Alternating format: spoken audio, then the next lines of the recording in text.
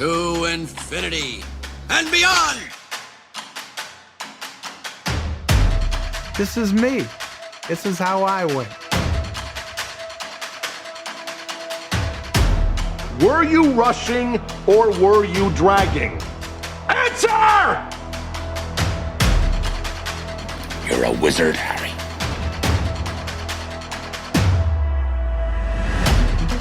Say what again? Say what again? I dare you. No, I am your father. Hasta la vista, baby. Are you not entertained? Are you not entertained? And here we go.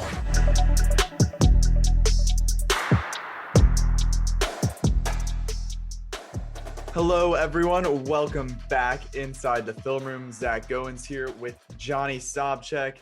Johnny, how are we doing on this fine one day late podcast episode?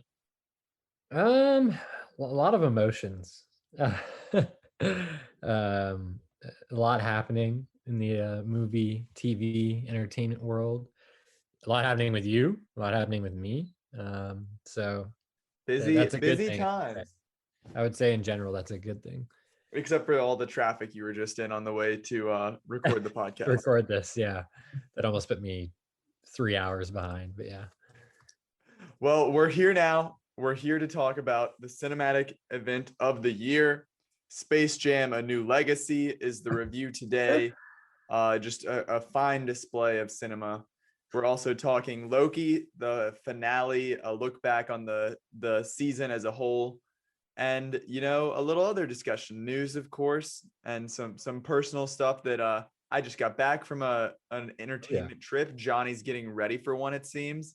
So tell the people, you go first and then I'll follow up, but tell the people what's in store. You put the poll out there for the public. Okay, so as everyone knows at this point, one of the biggest things of news from last week really was Dune finally came back alive after a 10-month dead silence on the social media and marketing side of things. The trailer was the last thing we got, and that was September 9th of 2020. Now it's late July, we're in the middle of July, we're getting there. And we are getting a trailer this week. And on top of that, though, we're not just getting a trailer.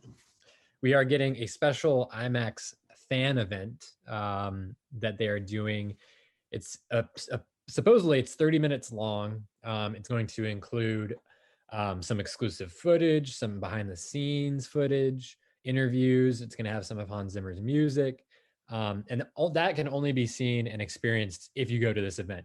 Passes are free. They're selling out now, especially like crazy. So go ahead and get them if you can. You can just go to the Dune movie website. I got a pass for Atlanta, which is unfortunately the closest theater that is showing it. They're doing it strictly in IMAX theaters, and it's very select venues. So I will be making my way down there. I got a good connection with another Dune fan, and he's going to help me out a bit and give me some support on my visit down, which is kind of what put me over the edge to go ahead and pull the trigger. But super exciting to see that. And then of course everyone online should be able to see the trailer. I believe it's going to be released on Friday. That's what I've heard. So looking forward to that. And of course we're getting all these character posters, and there's been buzz about that, and it's been pretty nuts.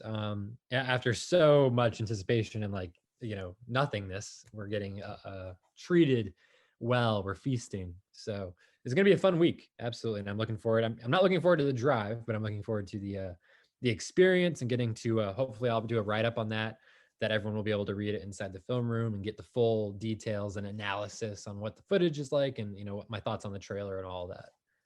You'll have to I know you can't record it while you're in there, but maybe take a GoPro to just put on you facing yourself, because I need to be able to see the reaction. I won't be making I know that's the one thing we're missing. That's the one thing. I just want to be able to see your head literally explode, because there's been, I guess there were press screenings of the trailer and this little event, and there have been no details, but just absolutely gushing reactions so far. So I'd be shocked if I don't tear up in some capacity, because just the road to this is like ridiculous, and this is just another stop, I suppose. But yeah, it's happening. So you'll get lots of not only reactions from myself, of course, but then other press people are going to be doing write-ups, of course, and I'm sure they'll be shared at different outlets. And then, of course, any fans that go will be able to tweet, their reactions, and it's all part of the marketing machine. So I'll be curious to see, a wide selection of opinions and reactions. Well, if only there was one closer. I am a Dune fan, but I am not a Johnny level Dune fan. I will be staying in North Carolina, so I will be seeing it on Friday. But I don't blame you at all. Yeah, especially after a trip that I just had, as I man. mentioned last week on the podcast. Inside the Film Room got an exclusive ticket to the Ted Lasso season 2 world premiere. I was able to fly out to Los Angeles. I crashed with former co-host Jake Lawler, and crazy things, the way that this works, that I was told the whole 2 weeks leading up to it, you can't bring a +1, very exclusive. And then the day that I'm getting on the plane, so I can't bring Rebecca, I can't bring like a Lasso fan on the East Coast. Nobody's going to buy a flight 2 hours ahead. I get an email that I can actually bring a +1. Luckily, Jake is there, so no travel necessary. So he got to come with me, which was a blast, especially like just to hang out with him, but also to have a wingman there versus trying to blend in with some celebrities all by my lonesome. Yeah, that would have been tough. I honestly hadn't considered that. I did assume that it was a kind of a solo invitation. So when you did say that, you and Jake were going together, I was pretty excited about that, and happy that you would have someone to tag along. Yeah, we met someone while we were in line, like to get in, who was basically like what I would have been if Jake wasn't there. And we were like, dude, you're rolling with us tonight, because that could have been me. And so we're not going to let that happen. So it was an awesome time. I was only in LA for 36 hours, just about, but made the most of it, and it's 100% worth it. We got to get there. We weren't like on the carpet. I was there like as a guest of the show, not like to cover it. So it wasn't like I was like elbowing I wasn't elbowing with Variety and like Entertainment Weekly trying to get an interview on the blue carpet. But we got to like walk part of the carpet, have like a little photo shoot and stuff. And then they had an incredible setup. It was at the Pacific Design Center, which meant nothing to me as someone from out of town, but that was basically like, it was in the parking deck outdoors, but they had completely renovated it. You would have never known. They had like, I saw that. Yeah. They had turf set down, like stadium fold down bleachers with a big screen and like walls and concession stands all around. And they had like vendors with the ice buckets strapped to their chest, like you were at a stadium. But got to meet the cast, talk with everybody. Luckily, most of them remembered me from my interviews with them. So that was good that they were all like, oh, great to see you in person, versus just like, who are you again? So that was a blast. Wouldn't that have sucked if you went up to them, they're like, hey, do I know you? Or I know, right? Like some of them, some of them like knew me right off the bat, and other ones I was like, great to see you in person, like planting the seed, like we've talked before at least. I'm sure they do a lot of interviews, but I mean, the day they spoke with me, it was like, okay, who's next? So hopefully some of my questions stuck. But also it was just crazy like being there, because it wasn't just like the cast and crew of the show, but like I met Patton Oswalt, who's a super fan of the show, and he was there, who like great comedian, hysterical guy, but for me, close to home, voice of Remy from Ratatouille. So I pulled out my phone and I told him, I was like, Ratatouille, one of my favorite movies, and this is my dog, his name is Remy. And he was just absolutely like so flattered, so nice. That's nice. So got to meet him. I'm trying to DK Metcalf was there. Wow. Okay. The Seattle Seahawks wide receiver.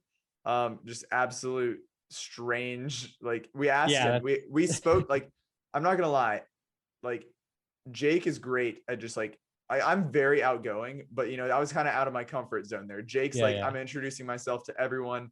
The other guy that we were with was similar to that. So it worked out really well that I was able to kind of like ride the coattails in there. But we talked Right. to DK Metcalf and we are like, why are you here? Like being polite. It wasn't just like explain Yeah. yourself. Yeah. And we asked him like, are you just like a big fan? And he said, no, I've never seen a single episode. I was so confused after we watched the first two. So we still don't know why he was there.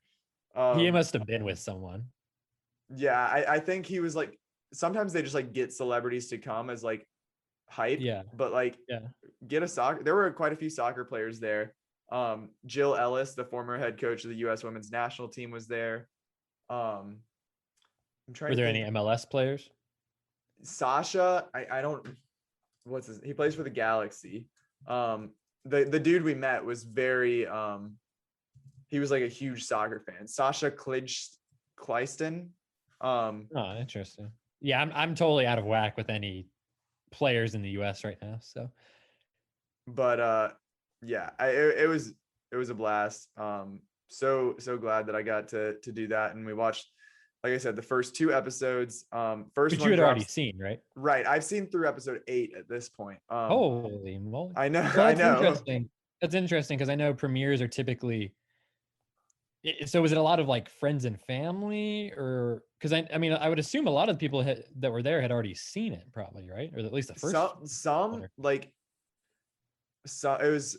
I would say probably like most of it was either like cast and crew, friends and family, guests. There were some like the woman I was sitting next to was like the co-publisher of the Hollywood Reporter. So like, oh, wow. she was like, yeah, a little networking action there. Oh, yeah, Hollywood type. Yeah. But she was like, yeah, I have access to it, but I haven't watched. It was just like she doesn't like to watch screeners unless she's like doing something like coverage wise on it. So which I understand that.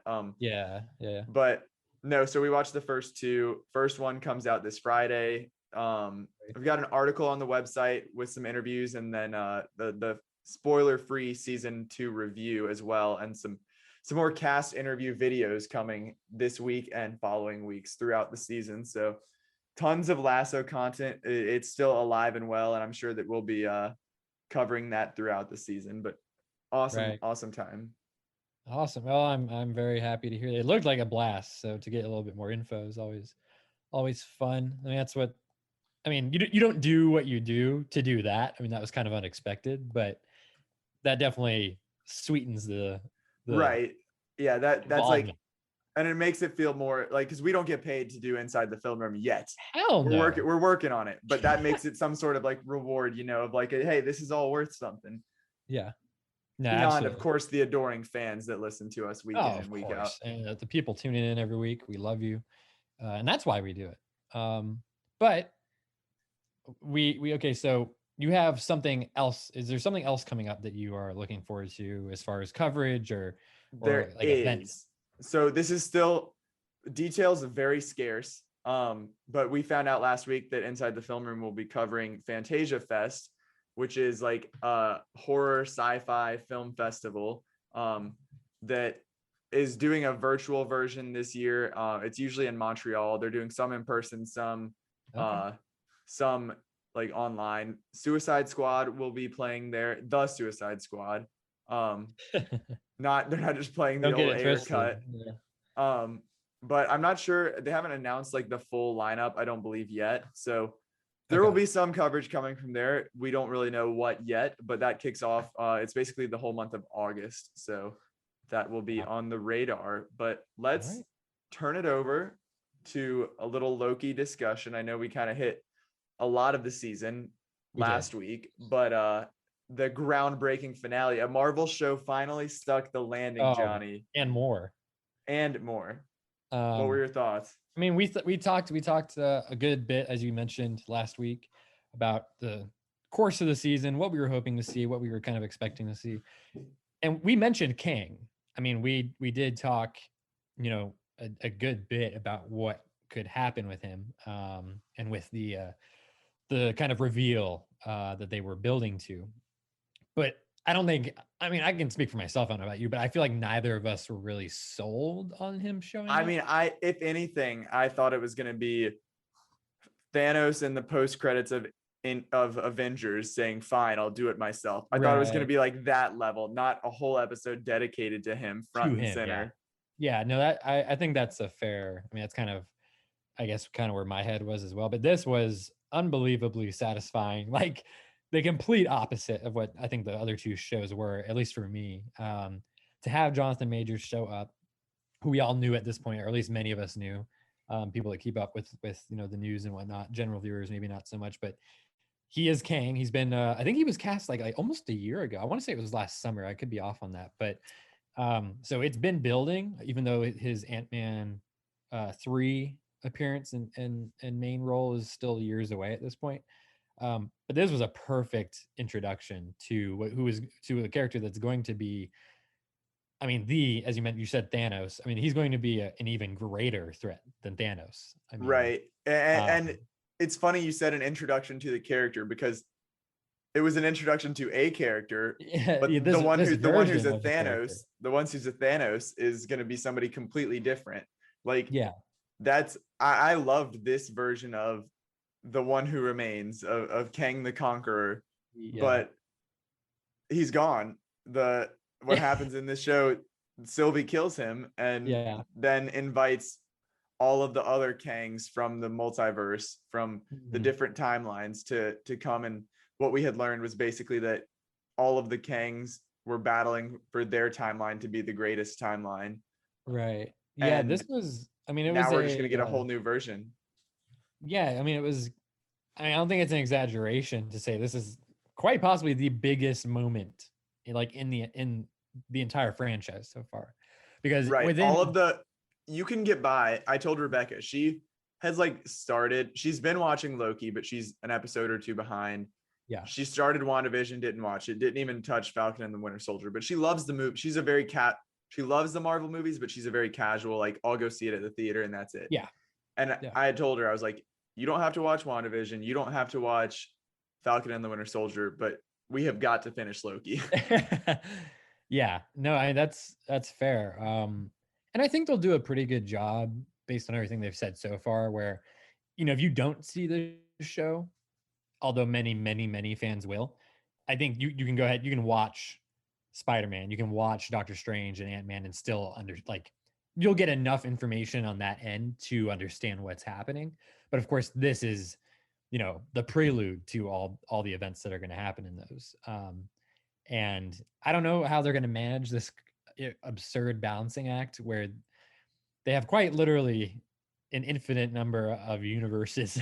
It's no longer I've seen people say, it's no longer the MCU or the Marvel Cinematic Universe. It's the, Marvel multiverse. Like that. This is the uh The MU, I guess. MMCU, Yeah. So it's like there's unlimited MCM, amount. Marvel Cinematic Multiverse. Yeah, MCM. So there's Man Crush Monday. So there's like a infinite amount of possibilities, and that's exciting in and of itself, but also already knowing a bit of what is in the pipeline with regards to Spider-Man and Doctor Strange, that makes it even more intriguing. I think it made me more excited about those movies because it's coming from a place where, okay, I've seen this scene, I know who this character is, I know what the results of this event are going to be, and that's kind of like, wow, like I was not expecting that really at all, and so they floored me in that regard.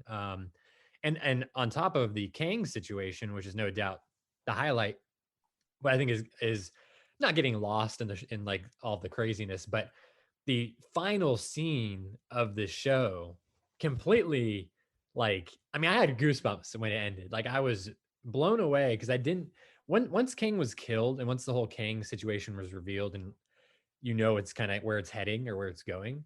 Um, the fact that Loki, at that point I was like 5-10 minutes left. How is this going to end? Like, I know this is the last episode, at least of the season. Like, where can they resolve this at? And they just sent Loki to another universe and in a world where Mobius doesn't know him. He is a complete stranger, and Kang is like the full-blown ruler creator of the TVA. There's a big statue of him where the three, what was the name of those guys The that were timekeepers. the timekeepers used to be, that those big statues are now just the one of Kang where he's wearing his pretty, comic accurate costume. Looks amazing. Was very much a kind of Planet of the Apes sort of final reveal, like, oh my god, like he's stuck in the wrong place, or the timeline has been so like messed up. That was really, I thought that of course combined with Jonathan Major's performance and his death scene, him getting killed, was really the 1-2 punch that this thing needed. Definitely. And you may have alluded to it, but everyone stuck around waiting for that post-credits, mid-credits scene. But the only thing we got, which was, I mean, equally as good, especially considering like the great ending we had just gotten, was the fact that Loki will return in season 2, which we had discussed previously. They had hinted at it, that it wasn't a closed door. Now it's confirmed. We've got another season. What do we, I mean, they obviously set that up by, okay, how's Loki going to get back? Where do we go from here? Do we want Loki to remain in just this purgatory and this like TVA world, or is there going to be a way that Loki works his way back into like the movies or anything, do you think? See, that's the thing, is I have absolutely no idea. I mean, really anything is possible. And it basically, before Literally. Kang was killed, he seems to be like giving them an option to go back to life, or to just run the TVA. Like Yeah. I don't know. I really have like no idea where Loki is going to go. I think the Hollywood Reporter reported that he would appear in Doctor Strange in the Multiverse of Madness to some extent. Who knows if that's just, it could be an after credit scene. It could be he could come in for just one part of the movie and then disappear, or he might be a more significant role than we have been made to think at this point. I think that's a logical place for him to show up. And I think once we see that, and that movie comes out in March, then we'll have an idea of where Loki season 2 could go and pick up with. Because yeah, I mean, it's, again, endless possibilities. It's a really shitty position that Loki is in at the end of the season, which is definitely unusual and definitely not. I mean, that's unusual in any story, I think, like this, but in the Marvel side of things, even more specifically, they don't really ever leave their protagonists in such dire straits at the end Except of a for show. when they killed half of them. That's true. That is true. This is definitely the most bleak ending. This was a Infinity War ending style cliffhanger for sure, and that's definitely a good comparison. So yeah, and I love the ending of that movie, and I just remember sitting there being like in utter shock, and I couldn't believe where they were going with it and where they ended up leaving it off, and that's exactly how I feel here. So I'm excited to see more. I hope that it can live up to what we've experienced thus far. Well, one thing that it will have to overcome is the fact that director Kate Herron will not be returning for season 2. So hopefully that's not too big of a challenge, of an obstacle for it. But I mean, after absolutely crushing it, she directed all 6 episodes, right? So she did. Yeah, she was a beast. Yeah, I mean, I can't blame her for using this as a springboard. I don't know what she's got next on her docket, but I'm sure she could take her pick.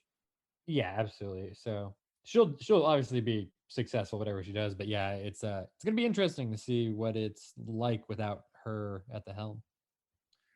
Well, overall thoughts on the series. I know basically it's cemented that this is the best one. There's no question. This is the best of the 3 so far. And I know, I can't remember if it was you or Jake, but you have Loki as a whole within the MCU, movies and TV, in the top 5, is top 10, somewhere around there?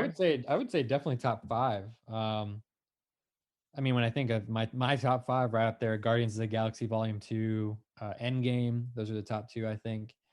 Not necessarily in that order. And then Infinity War, of course, I think has to be up there. Civil War, probably, I would say, is one I like a lot. But I think this is right up there in the top 5 for sure. I haven't. I mean, they really did crush it.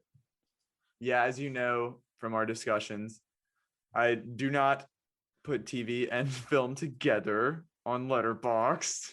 They're gonna get rid of that for sure because if this is gonna be 2 seasons, they won't include it anymore. But yeah. But yeah, I mean, I would say definitely top 10. I'd have to reevaluate top 5, but Okay, fair. But it's up there. but I mean, it's good. yeah, It's really up good. there and definitely best of the 3 TV shows. Yeah, by far. Well, Well, let's go quickly through some news. I know we're just itching to get to this Space Jam review. Only one, we got multiple trailers, but the biggest one, the only one we're going to talk about this week is a teaser for Pixar's next film, Turning Red, which is the one of the more obscure premises, I would say. I mean, Pixar's done some crazy stuff, but when you think about what this is, just the sound of it, a 13-year-old girl turns into a giant red panda whenever she gets too excited. What did you think of the look, the feel? What are you excited for this?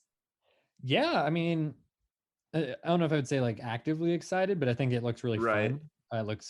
It looks really cute. It looks imaginative. It looks what I want to see more of maybe from Pixar. I mean, that's we always tend to talk about it, of saying that we like I know during that stretch we were very critical of it of Pixar for having like sequel Yes. spinoff, like that it was sort of just a continuation of not original stuff. But this is from someone who made a very original thing in Bao. This is Domi Shi was the director, the Oscar-winning director for the Pixar short Bao, about the little dumpling or sticky bun, whatever it was. You remember?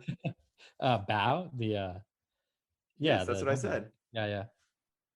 But oh, I guess it was a Bao, right? That was Yes. okay. My apologies. But I mean We're that was culturally inept on this show. well, I'm excited. You never have to get too excited for Pixar because you know it's gonna be at the very least like a 3.5 out of 5. Yeah. Like, so again, it looks cute. I don't know if we'll have some I feel like there's gonna be like some like maybe not heart-wrenching, but definitely like in the feels about like confidence or like like mental health, because it's all about her insecurities and being nervous and stuff. So I mean, I'm here for it. For a short, like kind of true teaser, I thought this was a great, especially right on the heels of Encanto as well, which is another original film from Disney Animation Studios. I think that this is a good one too, and they both look really fun and cute and with a good message and all that. So I mean, it's basically what you would expect. Last thing, real quick, if you had to choose between watching this and watching Lightyear next year, that's the 2 Pixar movies, which one would you go with at this point? I think this may sound, I guess hypocritical to what I just said, but I'm curious just in what Lightyear is going to be, because we know that it is not Buzz Lightyear, but it is the character that the toy Buzz Lightyear is based off of, right? So yes. I just think that's like, I have no idea what that necessarily means, or if it's going to be like a real person or if it's a movie star or something like that. So I think I would lean towards that ever slightly. How about yourself? Damn. Oh man. Really a toss up, but I think I would maybe lean Turning Red. I'm gonna say that. I'm gonna say Turning Red. You love to disagree with me. Well, as much as I would love to disagree with you, as you just said, one thing we love to agree on is that good social media reactions are usually a pretty good sign of what the actual movie is going to fare and be like. And we got 2 big movies, 2 very exciting anticipated movies that are coming up soon, and they both had big social media reactions over the last weeks. Those are The Suicide Squad from James Gunn, of course, and then David Lowery's The Green Knight, which comes out July 30th. What are we thinking so far? What's the basic consensus here? What are you hearing? What do you like about what you're hearing? I mean, as far as Suicide Squad goes, everything that I've heard is just praising it, earning the R rating, being over the top, being excessive, but also being like the best thing from, I don't even know if we're still calling it the DCEU, but the best thing out of DC recently. So I'm very excited to see that on the Green Knight front. Obviously, a very different vibe versus what we'll get from Suicide Squad. But Right. Yeah. I saw one of the tweet. People have been talking about this because of the Space Jam response being at a 32% critic score and 81% audience score, but saying that Green Knight likely will be the inverse of that, with a very high critic score and maybe a mixed to low audience score. But that's kind of what I was expecting, I feel like. I don't know about you. Yeah. I've definitely had some not like concerns. I know it's gonna be a really good movie. I'm excited about it, and these reactions are actually very promising and have me even more excited than I already was. But I did read the script, and I'm sure they've changed it quite a bit. Um, but yeah, I mean, I expected that this would be maybe a little bit more divisive than people were expecting. Like, it's not as much of a straightforward narrative as you might think based on the previous like trailers and footage that we've seen. But yeah, these reactions, I mean, they are through the roof. And A24 kind of goes without saying at this point. We always expect the goods from them. David Lowery has proven himself to be a really, interesting, daring, exciting director. A Ghost Story is one of my favorite films of the last decade. So yeah, this is just nothing but more good news. And Suicide Squad, always expect that to be really, exciting, and to do well and be appealing to general audiences, and that includes critics. And I think everything I've heard from that so far as well has been just as promising, if not more, based on what my expectation already was, if that makes sense. Right. I'm with you there. Very excited for both those in the next 2 weeks, I guess. Next week is coming up Green on it. Knight, and 2 then weeks from this Friday is Suicide Squad. So and Green Knight is the Friday before. yes. So should be a good stretch for us as we review some movies. But Dune posters, you already hit on that. We got the character posters to go along with just the general marketing ramp up that we've got leading up to Johnny's big time event on Thursday. A little Marvel news. We should have used that segue from Loki, but we missed it. But Bassam Tariq will direct Marvel's Blade, the Mahershala Ali starring vehicle there. Obviously, rebooting the old Wesley Snipes Blade movies. The Vampire Hunter, Mowgli is Tariq's biggest film, starring Riz Ahmed. Do you know anything about the director or the movie that he's most known for? Because I'm not gonna lie, I do not. But obviously, if it's Mowgli was a film that came out last year that it was really pushed along with Sound of Metal, because they were both, of course, starred Riz Ahmed and came out around the same time, and they both got really strong reviews. And Sound of Metal, of course, even stronger. I mean, they got Oscar nominations and all that. But this was another music-based movie as well. I believe Riz plays a rapper in that movie.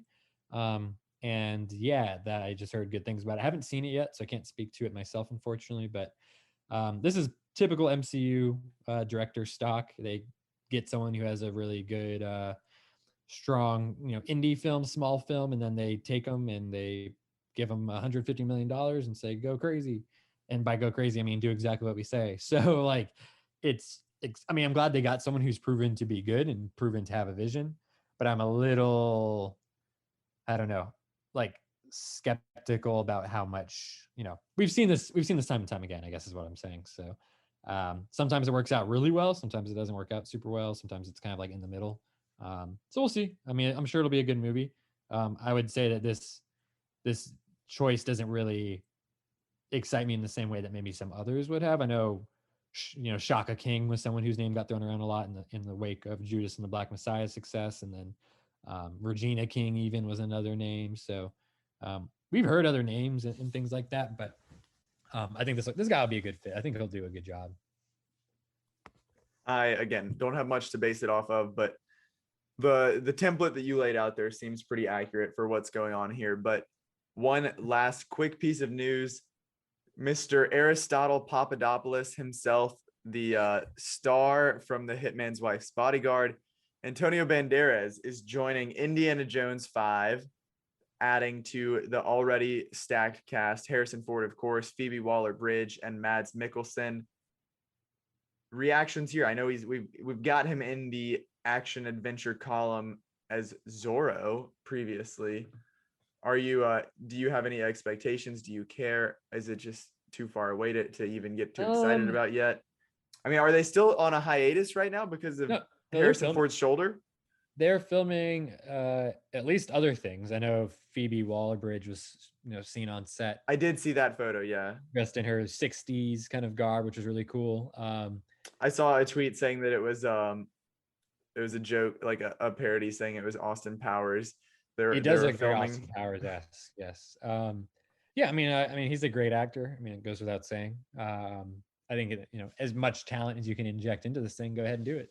And Harrison Ford, as spry as he is definitely. It's going to be interesting to see basically an 80-year-old man carrying a giant blockbuster. I mean, that's pretty much unheard of in all regards. If he wasn't Harrison Ford, it would not happen. But it's him and it's his franchise, so makes sense. But yeah, I think injecting as much other talent in there to help support him and do all that is smart. And Antonio Banderas is a interesting pick. I have no idea who he's going to be playing. Could be a bad guy, could be a good guy.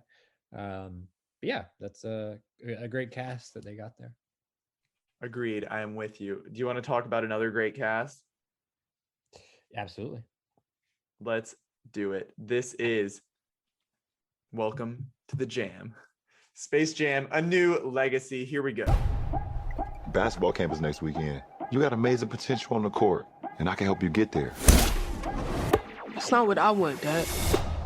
You never let me do what I want to do. You never let me just do me. Hold up. Wrong floor. Bet Will Smith ain't got to deal with this. Dad! Down! What in the Matrix hell? Welcome to the space.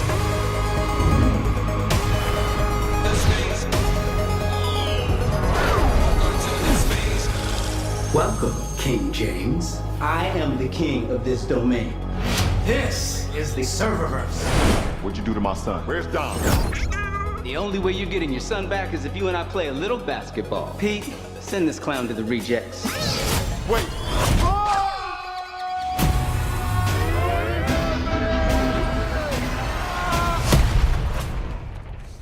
What is this? I'm a cartoon? What's up, Doc? Slowly but surely, these clips have been trickling out on social media of Space Jam: A New Legacy.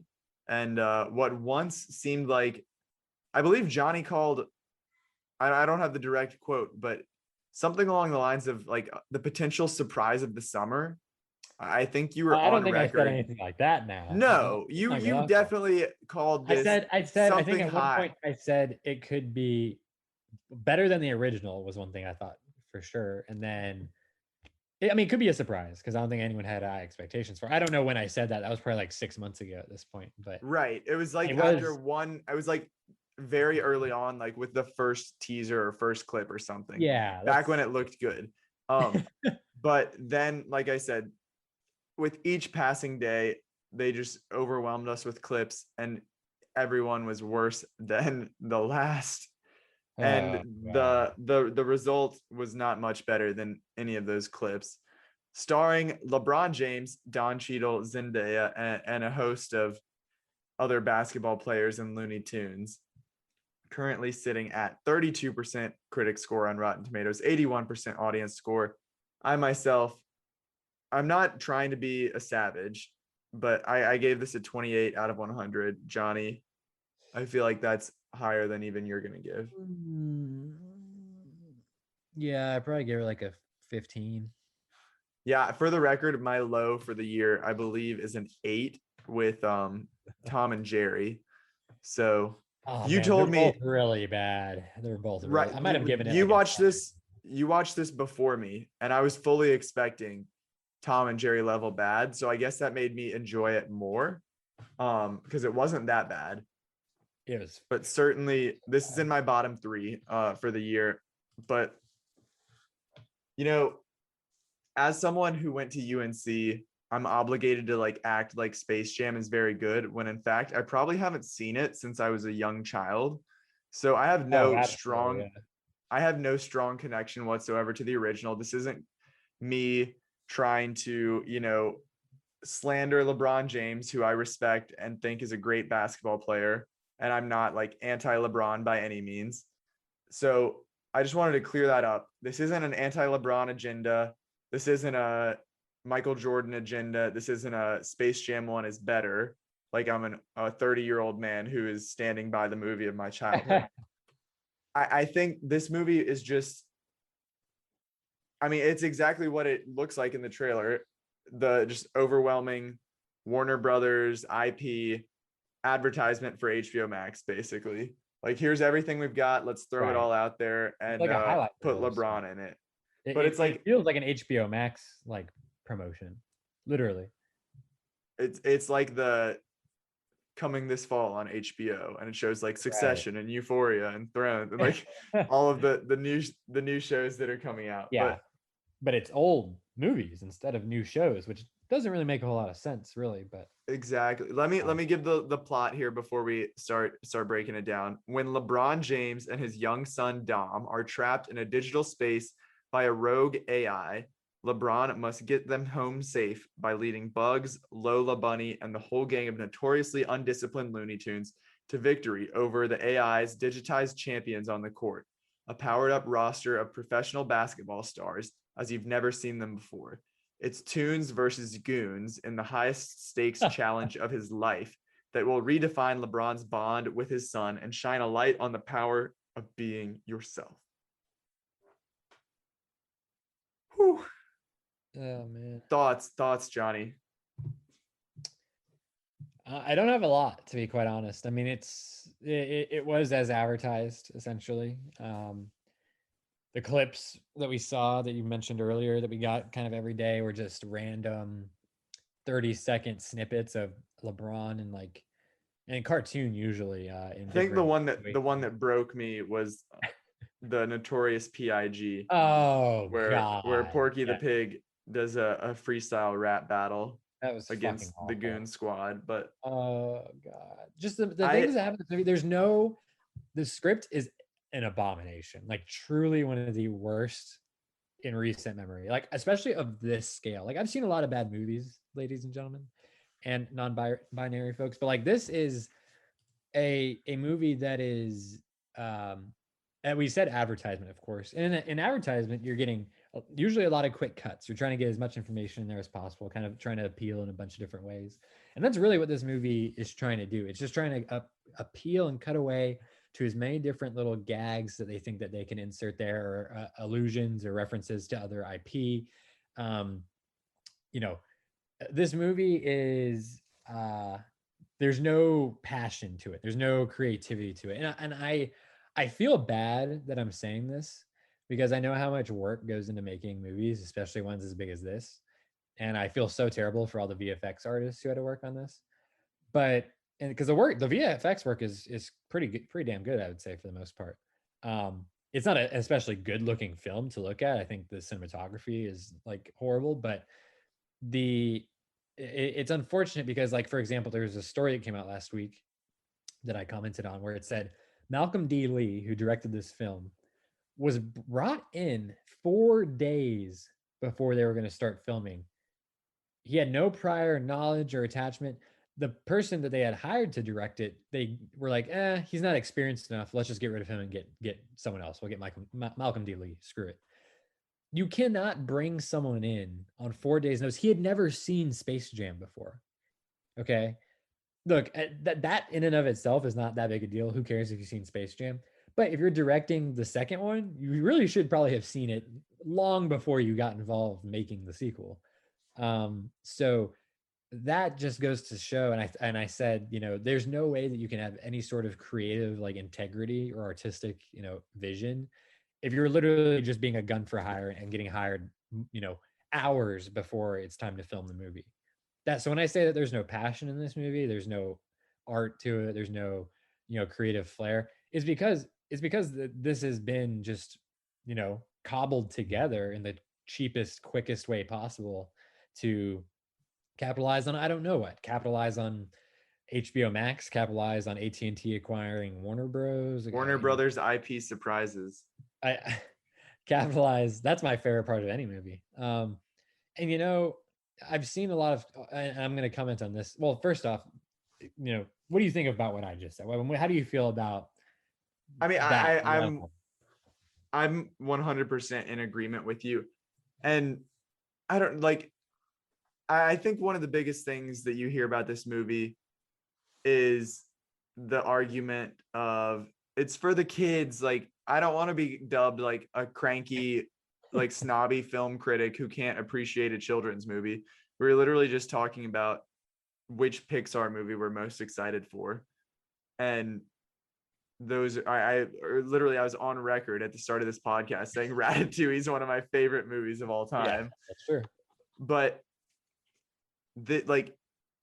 is this a kid, like the Warner Brothers IP surprises that we just mentioned, like are these things that children who are the target demographic here? I would say the target demographic is people who love the first Space Jam who are now 30 and like children.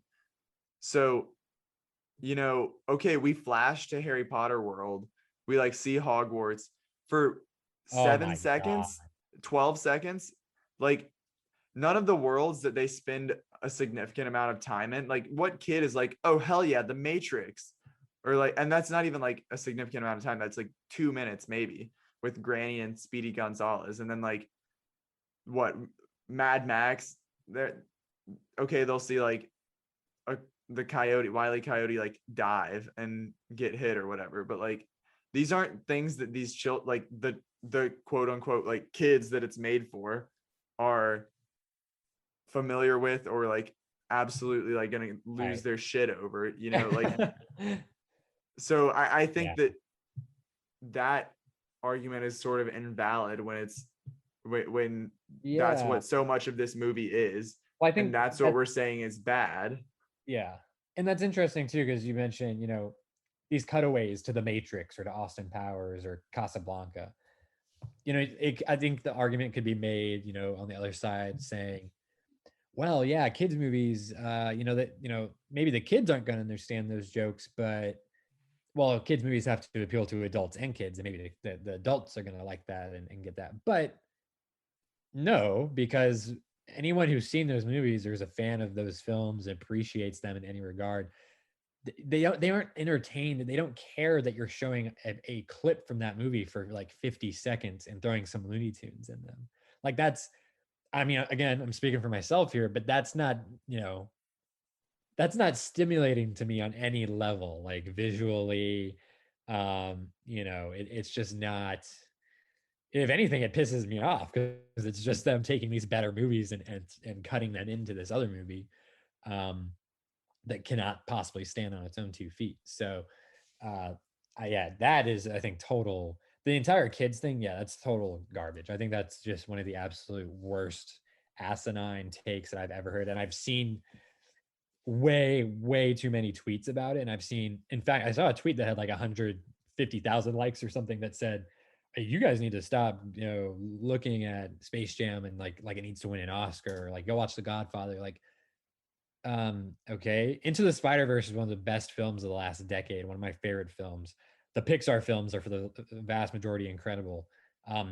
Studio Ghibli, incredible library of work from, Hayao Miyazaki. Like, it's, to say that is just so reductive and just so, it's going to erode art in general and films in general when you go through with that mindset that, oh, well, turn your brain off, or it's just for kids. Like, who really cares? It's just for fun. Well, okay, well, I'm not having fun when the movie is just running from point to point every 20 seconds and doesn't have any logical consistency. The jokes fall flat 99% of the time. I think I laughed one time during this movie, that was because of Lil Rel Howery, who was almost definitely ad-libbing his lines, and they were I really, was waiting on that. I saw you say that beforehand, yeah. and I was waiting, and I still didn't see what it was. I was like, So- okay, he's gonna say something funny now or sooner or later. So I don't know. Mind you, I watched this at like 4:00 in the morning. So maybe I was in a little bit of a stupor and more liable to laugh. But the comment was, I think, in regards to Klay Thompson's character. What was the character? It was like something so stupid. It was like fire water or something. I don't even. This is already Fire like, splat, like it was fire water or something like that. And he was like, "Oh man, his name's Fire and Water," and like then he was like, "That's so clever," or something like that. Like it was very like tongue in cheek. Like he thought it was that. Like he probably thought it was like the dumbest thing, but he was just playing it up, collecting that really, check. Yeah, he was definitely cashing that check alongside some other folks. But Well, yeah, I just looked this up, and this is incredible that a movie we were just talking about, Tom and Jerry, has a 31% critic score and an 82% audience score. This is 32 and 81. So literally like 1 point away on both sides.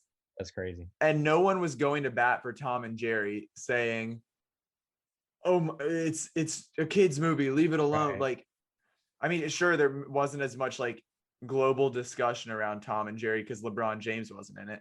But like, I don't know if this is like a LeBron thing, if it's like a old Space Jam thing, if it's just like sports pundits getting in to movie discussions or what. But like, I don't see the difference between those two when it comes to, oh, it's a kid's movie, lay off. Yeah.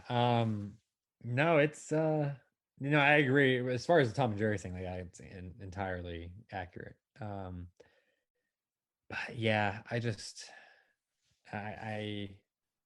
my brain is mush. Like I have nothing. You're else ready to move on. You're ready to move on from Space Jam, and I can't blame you.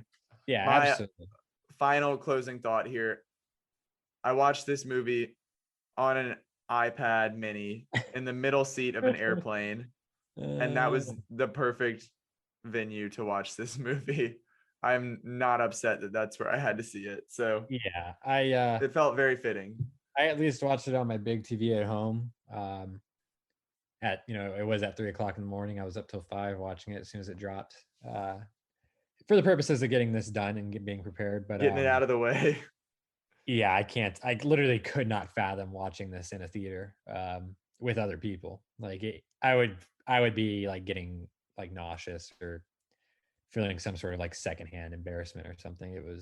It's not good. It's not good, folks. But well, I'm not going to belabor the point. We've talked about it. It's over now. You never have to think about it again. And you all never have to listen to us discuss Space Jam: A New Legacy again. Thank you all for listening, for suffering through alongside us if you watched that movie. And we really appreciate you tuning in and week out. Mm-hmm. Yes, thank you all so much. Very much appreciate it. Give us a follow on Twitter. Keep up with what we're doing over there, as well as on Instagram. Like us on Facebook. Subscribe on YouTube, where you can find all the podcast episodes in their entirety. And those accounts can be found at Inside Film Room. And while you are at it, be sure to subscribe, rate, and review wherever you get your podcasts. We're on Apple, Stitcher, Spotify, all of them. Wherever you can listen, we are there. And be sure to come back next week.